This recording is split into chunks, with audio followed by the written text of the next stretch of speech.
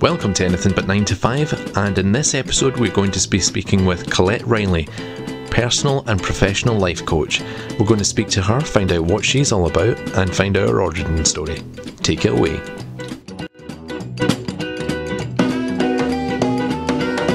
So Colette, thanks for agreeing to do the podcast.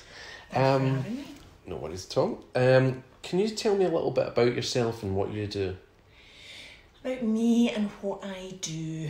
I always struggle with this answer because I don't like labels, and I feel like as soon as I put, this is what I do, I just put a big label on myself. So, professionally, I am a life, career and business coach. And I've got my own business, Be Work Life Happy, and I also am co-director of a social enterprise called Potential in Me. Within Potential in Me, I'm the lead on our families programme. Big mission to help reconnect families with adolescent children. Adolescence is age 8 to 25, to help parents and kids have really good conversations with each other. Great. Because adolescence is a bit of a tough stage. We've got all of this wonderful early years support, 0 to 8, and then all of a sudden it kind of dies a death. Just at the stage that our kids are on the turn and they start to morph into independent, awesome humans, and that can be a bit of a challenge within the family. So our families programme there is there to support that. And kind of giving them the tools they need to... Yeah, the tools and the space. It's coaching. Coaching ultimately is creating a space for people to join their own dots. It's not directive or anything like that. It's really...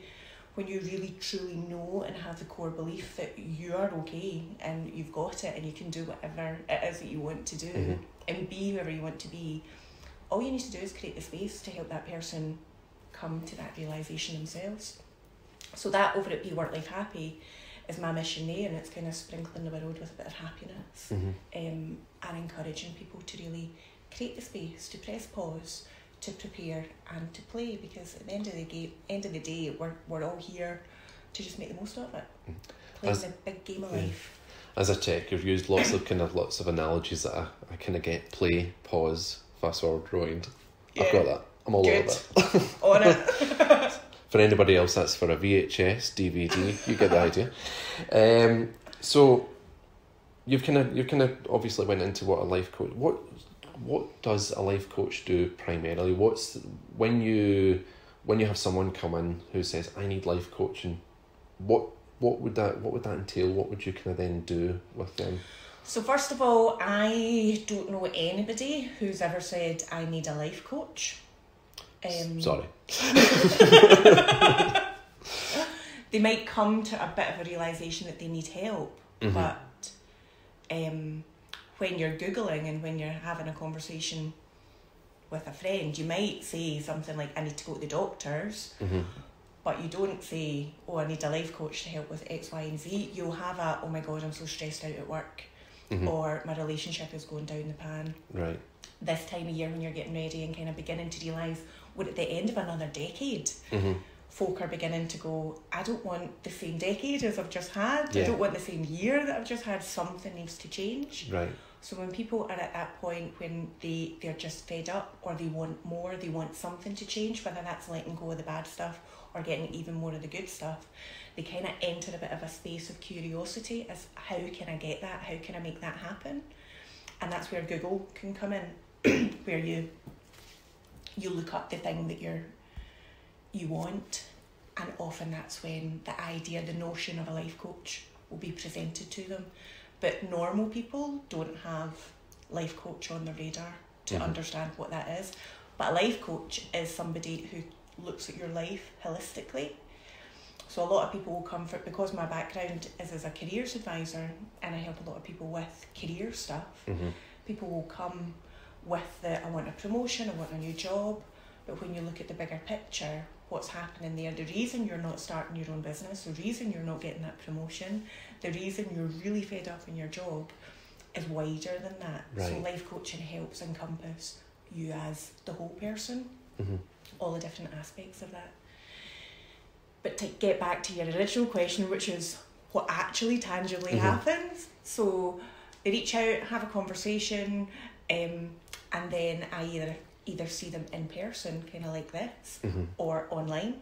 A lot of my work is online, so I can work with people all over the world, which is wonderful. And we just have a conversation. So the conversation is to help you get clear on what you actually want. Not what you think you want. Yeah, and not what you don't want. Right. And that's, lots of people are really clear about what they don't want. So you don't want to be fat, you don't want to be poor, you don't want to be fed up. Okay. So what do you want then? Because we get more of what we focus on. So when it sounds very easy to say, and we set some goals and we get clear in what you want, that's actually the hard bit, because once you're really, really clear on what you want, things flow from that. Right. When you're really, really clear on who you want to be and how you want to show up, things flow from that. This is my end goal. Now I know I know what the end goal is. I can then discover the steps to get to there. Yeah. So then it's reverse engineering.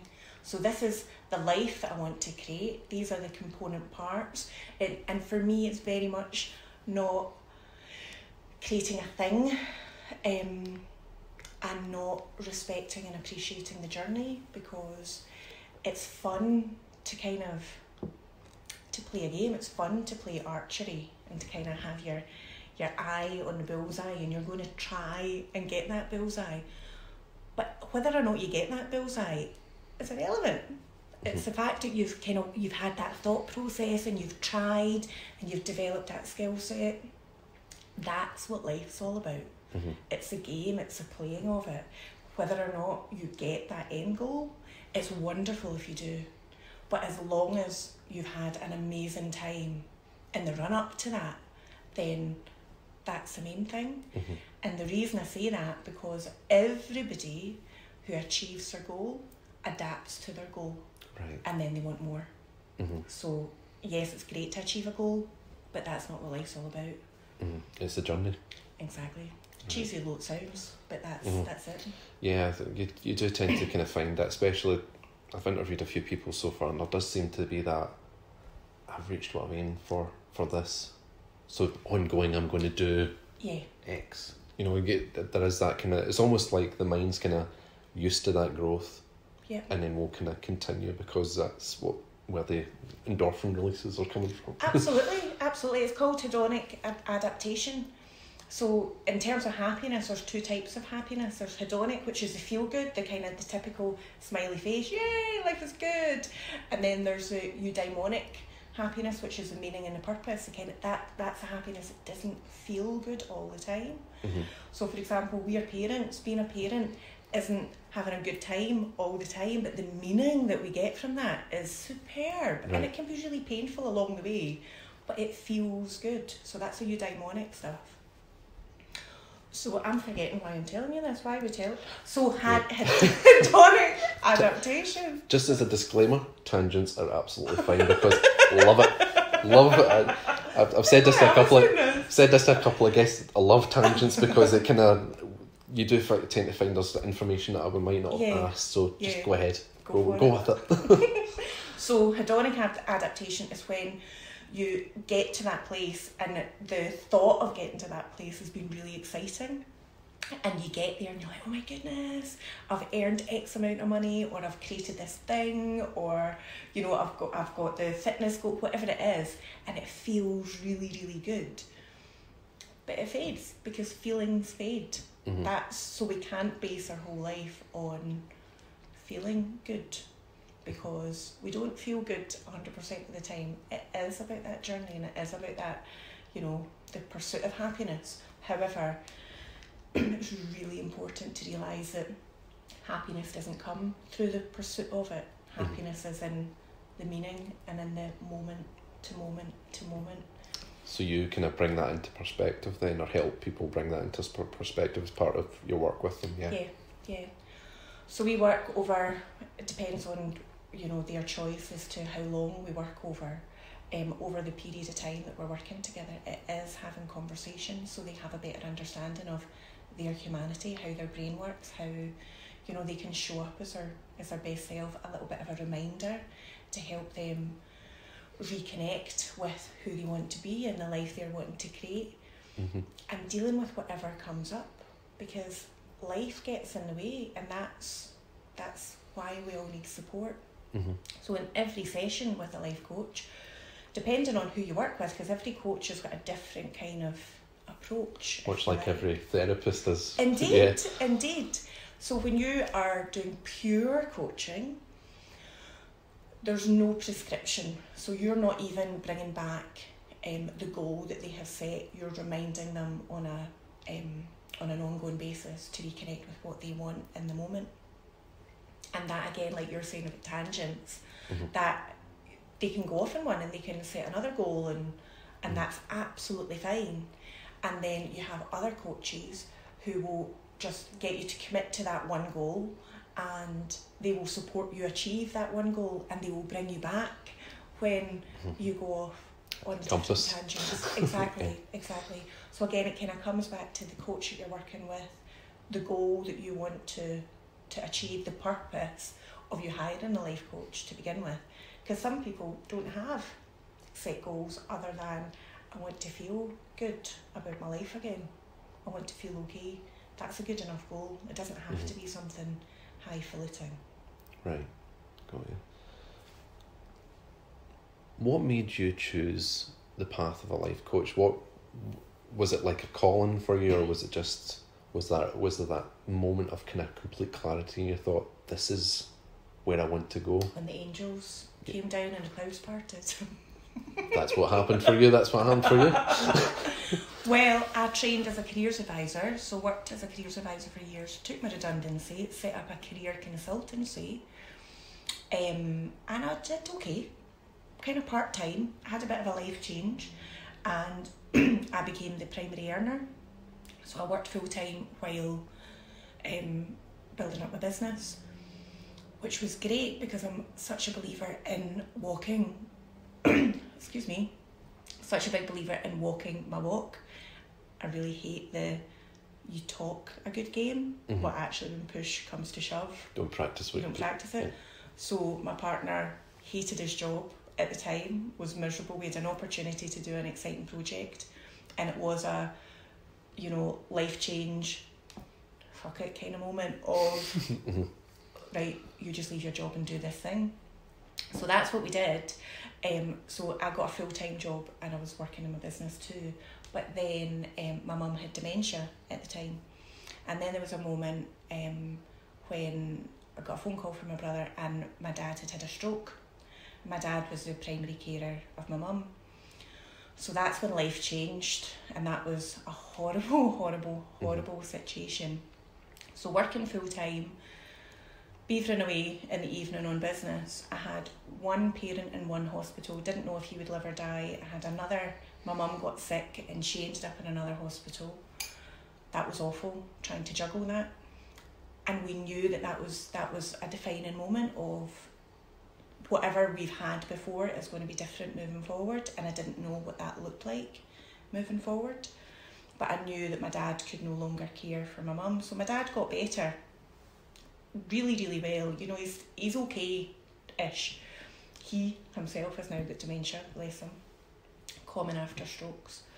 But at that point, I had to do a bit of a life reassessment and kind of get my priorities in order, decide, what direction my life was going in. And together as a family, we agreed that Mum would move in with us. So over a number of months, that's what happened. So I left a full-time job and I became a full-time carer while, again, beavering away on my business. So Mum came to live with us. She lived for 18 months with us. Mm-hmm. And that was such an eye-opening experience, because before that I had, I'd learned all the tools and tricks, and, I'd done my NLP, I'd done my coaching qualifications, I'd done all the personal development. I knew a lot of stuff. I could advise people, I could talk a good game, but was I living it? I absolutely 100% wasn't living it, because I really, really struggled being a carer. Really struggled. And I don't think I struggled as much as when I looked around my carer friends, because of the stuff that I knew and I understood, but I still really, really struggled. And anyway, so Mum died. She gave us the best gift she could ever give, and I couldn't cope. This is a whole lesson in boundaries for me. I really wanted her to die at home. I didn't want her to die in a care home. But we had a really bad winter. She had the flu, I had the flu, the carer we hired to help had the flu. Nobody, it was just awful. Plagued in. Exactly. I'm like, oh my goodness, this is not okay, because the kids are wee. You know, that's not okay for John to be responsible for this beautiful demented old woman as well as everything else.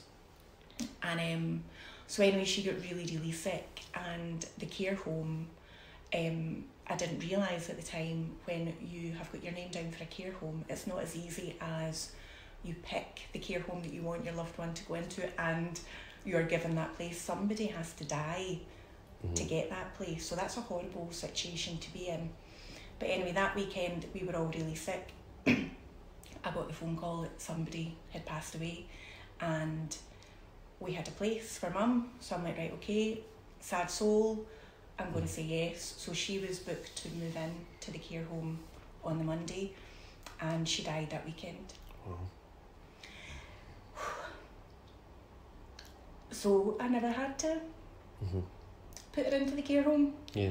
And she gave me the best gift beyond that, which was when we were saying goodbye to her. She looked at my brother and she said, "Be good," to him, and she looked at me and said, "I love you." She obviously loves my brothers as well, but that was beautiful that we had a funny parting as well. So that was my experience with dementia and caring and walking my talk, really, walking the walk. So when she died, it took a few months out, and then I was ready to get back in business, and I didn't want to go back to career consultancy because it bored me. And I knew in my heart and soul at that point that there was more to it, that it doesn't matter who you are, how professional you are, we're all dealing with this stuff. You're a human who has got a life, and work is a small part of it. It can be a big part time-wise, but you know, that's not who you are.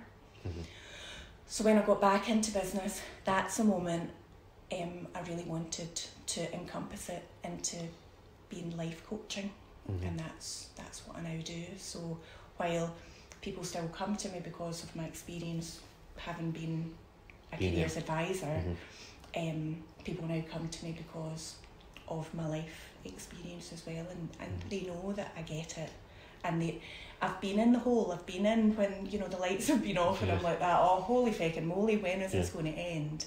I get it.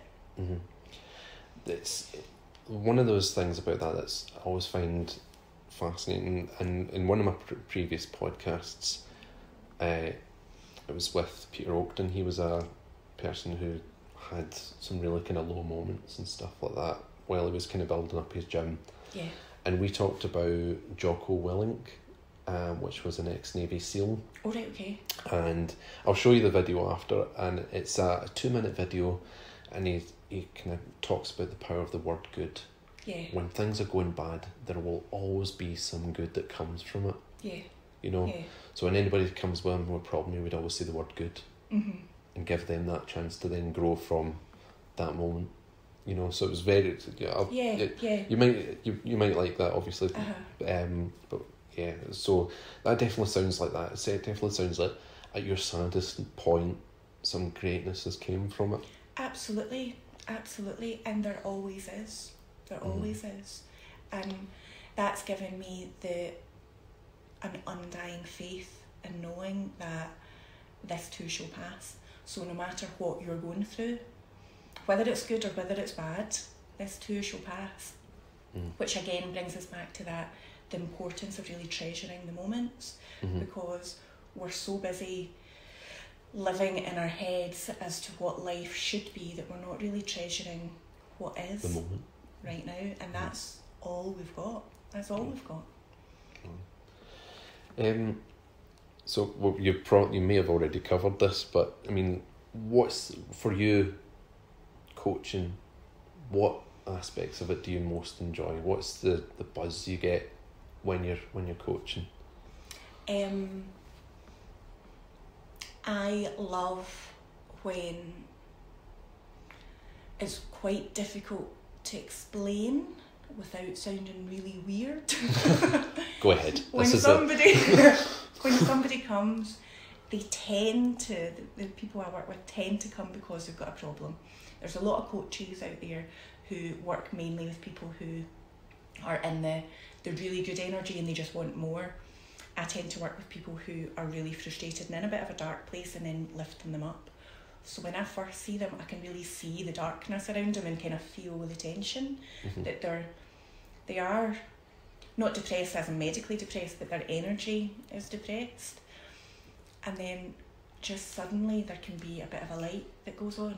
Yeah. And it's beautiful, absolutely beautiful to be present when that happens. The moment of clarity. It's just that aha, it's the hope and the faith that they then have that this is going to shift. Mm-hmm. I know this is going to change, and they might not be able to see the outcome yet, but they've got that the energy is beginning to move. Mm-hmm. Whereas when they first came in, it was really stagnant and a little bit hopeless. Of oh man, what's happening here? So to be part of lifting somebody out of that and shining a light on their potential and their humanity is beyond a gift. And to hear other people's stories and be trusted with them is just a huge privilege. Because there's people out there who are going through amazing things. Really trivialises what I do for a living when I reset someone's Windows account so they can log in again. You see that moment of clarity. But they're the niggles that get people down, so that's important. We're all a cog in the big ping pong game of life. Yeah. I feel like the puck. Your professional career involves motivating others, inspiring others as one of the core aspects of it. Yeah. How do you practice that for yourself when you wake up? If, say, for example, you wake up in the morning and you just feel like, oh, today is just going to be annoying. How do you kind of build yourself up, motivate yourself, get yourself pumped for the day, just to kind of get started? I'm going to disappoint you here, and I don't, because... Sorry, folks. Because I know that feeling will pass. Mm-hmm. So motivation is a bit of a myth. Mm-hmm. We cannot create our life through waiting for us to feel good, and I'm not going to do that thing until I feel it's appropriate time to do that, and I have got enough energy to do that. If it's important to you, you're going to do that thing. So for me, it's reconnecting with the life that I want to create, what's really important to me, how do I want to feel. So I've got that in a journal, I read that every day, and that's my hook. So every morning I do not spring out of bed going, yes, it's another day, this is wonderful. Sometimes I do, and sometimes I don't, and both times it's absolutely fine. It's irrelevant. It's irrelevant whether I feel okay or whether I don't, because I know that feeling will shift. And when we really understand that in our bones, kind of like we understand gravity, if I chucked a pencil to you, it would come down and land on your lap. We understand that at an intuitive level, so we can play with it. And when we understand our emotions and how we work on an intuitive level, we don't need to pump ourselves up anymore. It just is. We reconnect with what we want and we get on with playing the game.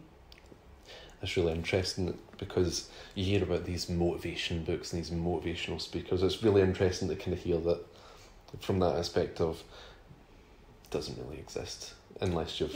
And, you know, there will be things that motivate people, but not in the kind of terms of your standard. I'm going to get up and I'm going to change the world today. Yeah. Things work. You know, you can power pose, and that will make you feel better. If you look up, that will get you out of your thinking, because when you look down, you're in your feelings. When you look up, you're in your imagination. Understanding little things like that help, and then you can play with them, and they will make you feel good or different. But do we really need to feel good all the time? Yeah, well, you need to sometimes kind of recognise the dark to embrace the light, or to...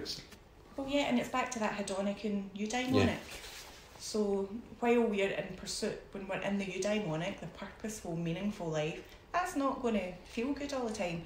It's like now my dad's got dementia, so I run these 2 businesses while juggling 2.5 kids. I say 2.5 because I've got a man boy, he's 19, so he's really self-sufficient. Yeah. And caring for my dad now. That doesn't feel good all the time, but it needs done. So I don't need to be motivated to go and do my dad's shopping to make sure he's okay. It needs done, so it gets done. I don't need to want to, go shopping for my kids' clothes, but it needs done, so it gets done. Yeah. It is quite interesting just to hear someone say that in plain English, as opposed to kind of, you find with these self-improvement things and these self-motivating stuff, that there's a lot of this kind of almost BS language used a lot. So it's kind of refreshing for you just to kind of say, this is how it is. This is what goes on. Absolutely. So I think people really kind of get that. I think some people do buy into the BS language because it sounds all scientific and sounds really wonderful, but I think most people just want to hear someone talk to them the way we're talking right now, person to person. Yeah. So it's refreshing, even though you're not coaching me, we're just talking like 2 people, and I'm getting this insight from you, from what you're kind of saying, so it's great. You obviously deal with people who work in a 9-to-5 job. Yep. People who don't work in a 9-to-5 job. What would you say about your job you feel is better than working a 9-to-5 job? Or what aspects of it do you think you love over a 9-to-5 job? I don't know how I would manage my life if I worked a 9-to-5 job, to be perfectly honest. Ask myself the same question, I'm minimum.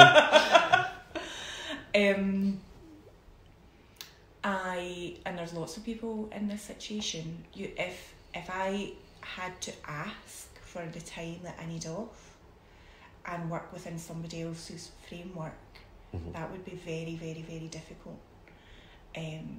So I've got hospital appointments to attend with Dad, for example.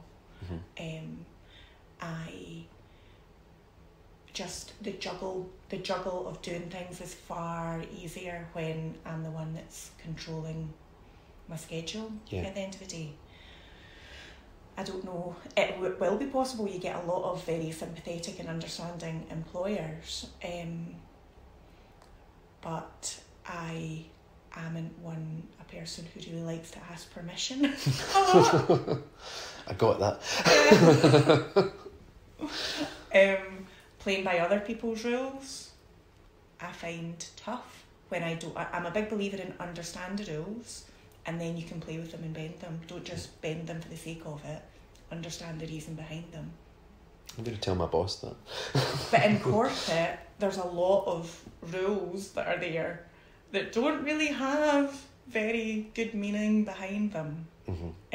I would find that very difficult to work with. Therefore, I don't. Love it. Thank you for becoming my new spirit animal. So, well, obviously, we've talked about what you love about the coaching job. You've got this level of autonomy, which you probably wouldn't get in a corporate job and things like that. Is there anything else in terms of the coaching, or even in your life in general, that you have got a real passion for? I'm really, is it fortunate? I think my work kind of encompasses everything. Because for me, I talk about leading with love and compassion being the cure, and I'm really passionate about the environment, about animals, about playing more. And all of that is encompassed with leading with love and being compassionate towards ourselves. Yeah. So I'm a bit dull, really. I love my work, and it makes me do lots of different fascinating things. That's the thing that I do find with the people I've kind of spoke to. They love what they do, and that's at the forefront of everything they do. So, that's great. Yeah. I just love that idea.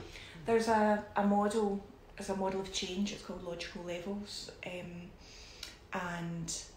at the top of it is identity, and that's you, being the person who you are. And then there's values and beliefs, that comes under B as well. And then there's capability and skills and behaviour, and that's your do. So that's what we do, that's the manifestation, the external stuff.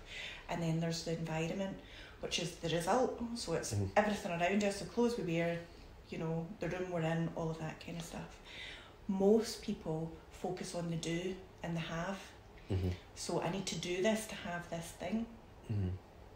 But the wonderful thing about change with ease is when you focus on the be, the who you are and what's really important to you, then the action takes care of itself, which means the results take care of itself. So I think the fortunate thing about, creating your own business, and especially when it's not just a money-making business, there's a lot of people who just create and sell things because that's an income generator, which is great and wonderful. We all need that, and it's great to play with that.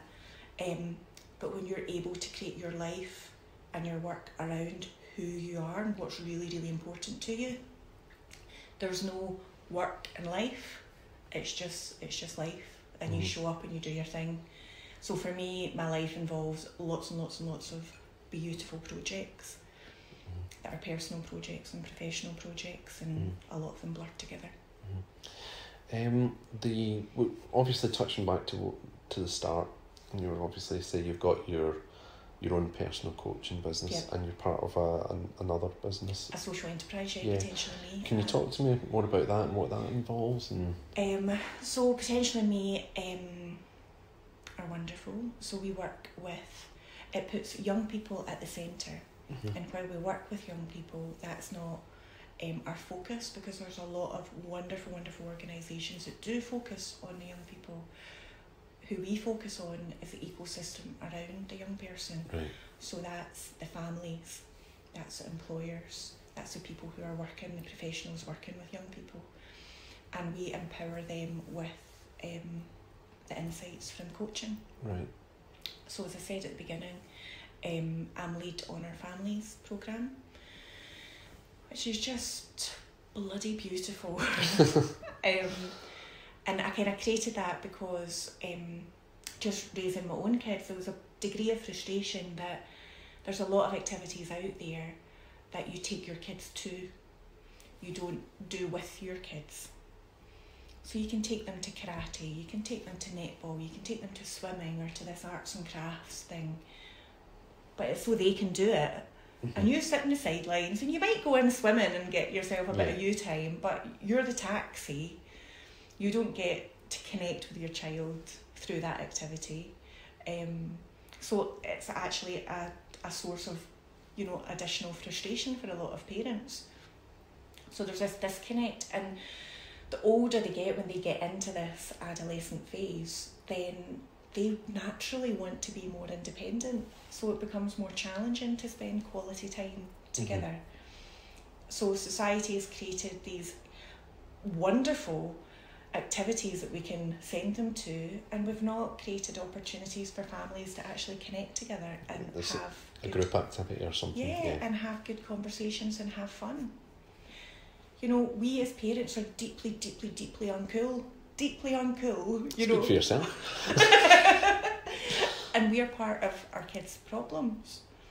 So we can sit with them and we can be all wise, but your dad and mum, what do we know? What do we know?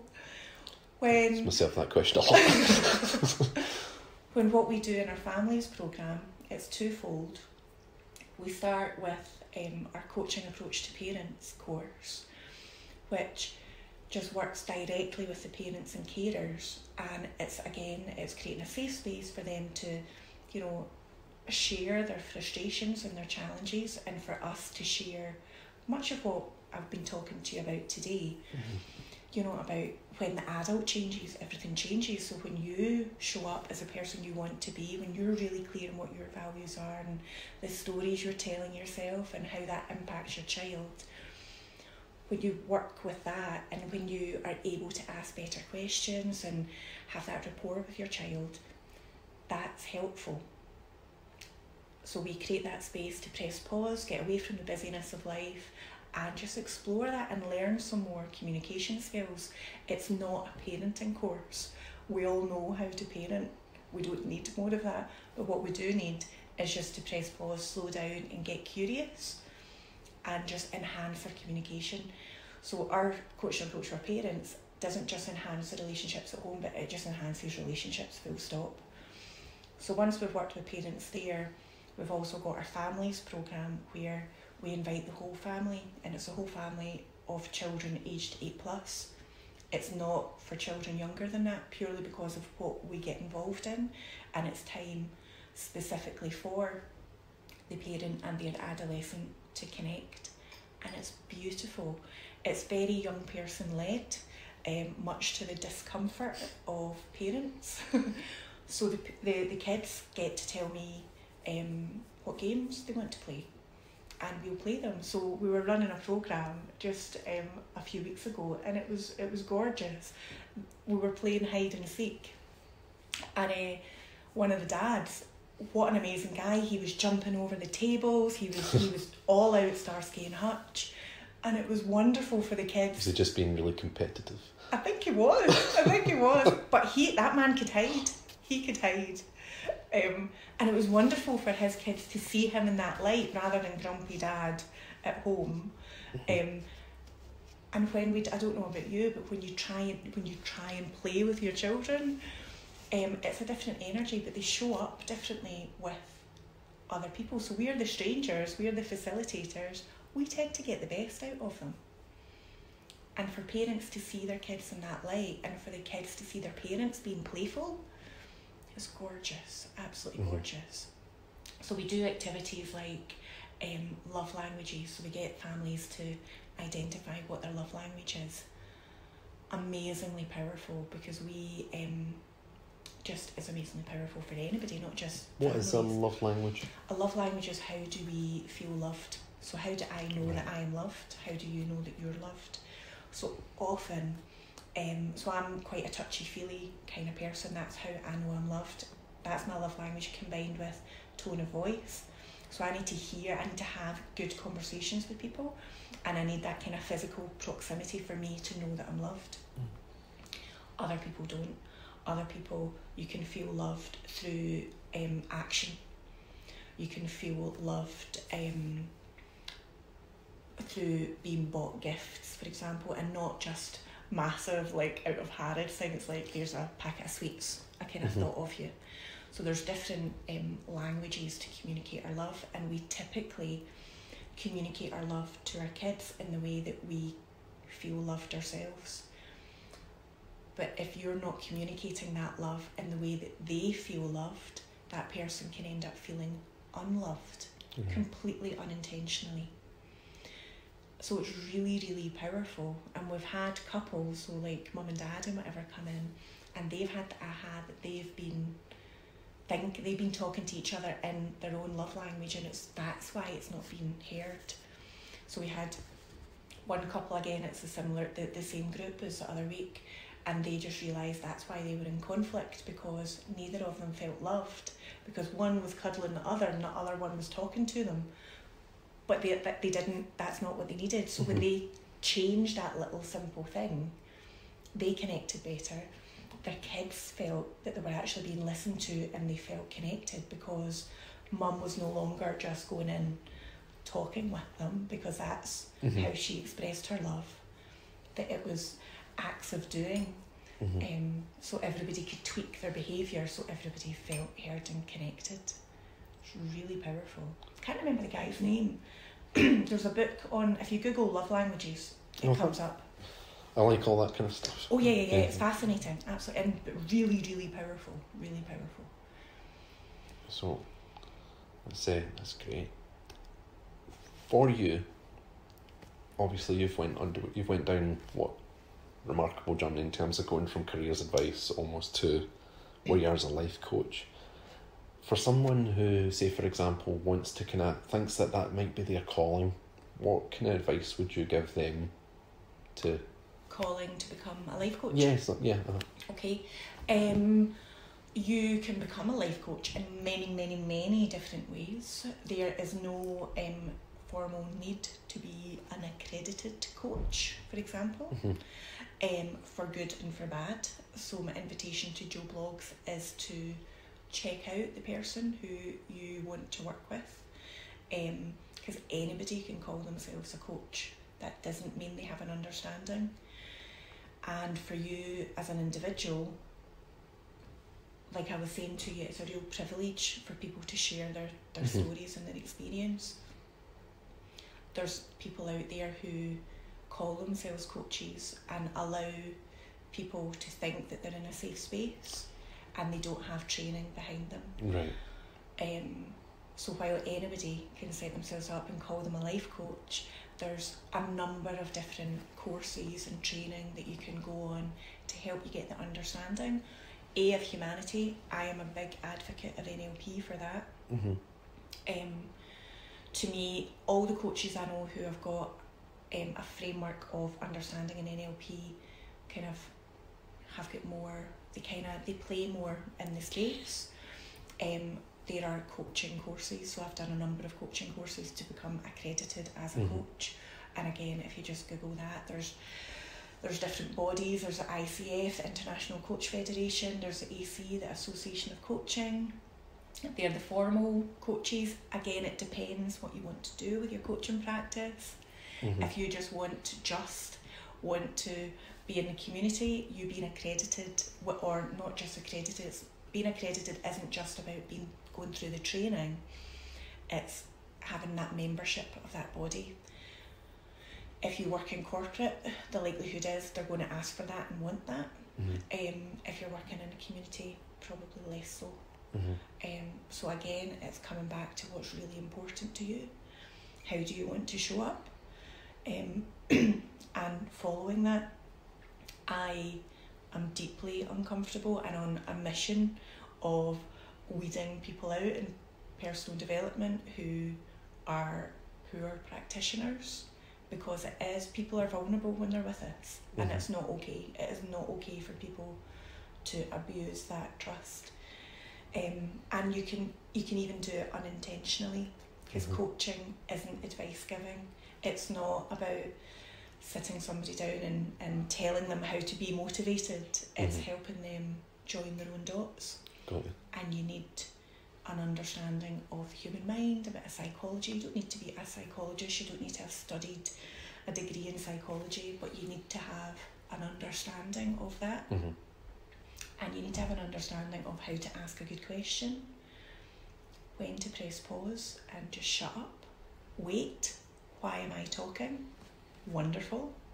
Listen, same letters in it as silent, just those little things, really important.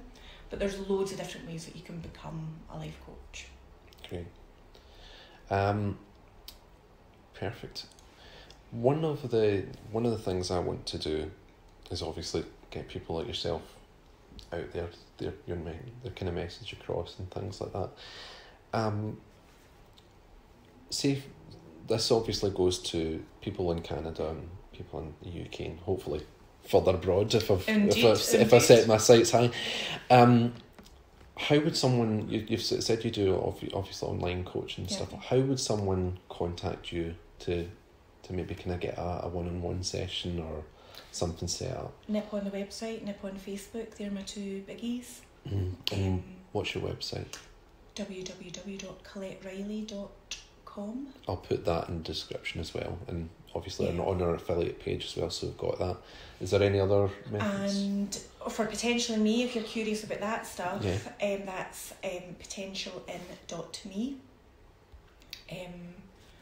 in terms of Facebook, that's Be Work Life Happy. So if you just Google Be Work Life Happy, all one word, then that's my hashtag, so it comes up with all things me.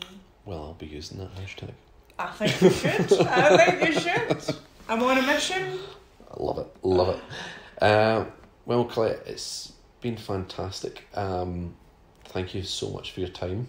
You're very welcome. Thanks for letting me put the words on you. Yeah, no, it's been real fun, and one of the things I definitely kind of feel for anybody who is going to kind of contact you regarding any coaching is, we've only spoke for maybe an hour, and in the first 5 minutes, I think I felt really, really comfortable and kind of relaxed, and usually I need to get a game face on before I do a recording, but you've definitely put me at ease. So for me personally, that's kind of a skill I've definitely, or strength of yours that I've noticed. Thank you. So for my recommendation, if people want to kind of feel relaxed and talk about these things, the person to go to. So thanks again. Thank you very much. A very big thank you for Colette for being on the show, and if you would like to be a guest on the podcast, please contact us either via our website, which is www.anythingbut9to5.com, 925 as in the numbers, or you can contact us through social media at anythingbut9to5 for both our Facebook page and Twitter. And if you like the episodes we've done so far, please like, comment and review and tell all your friends. Thanks.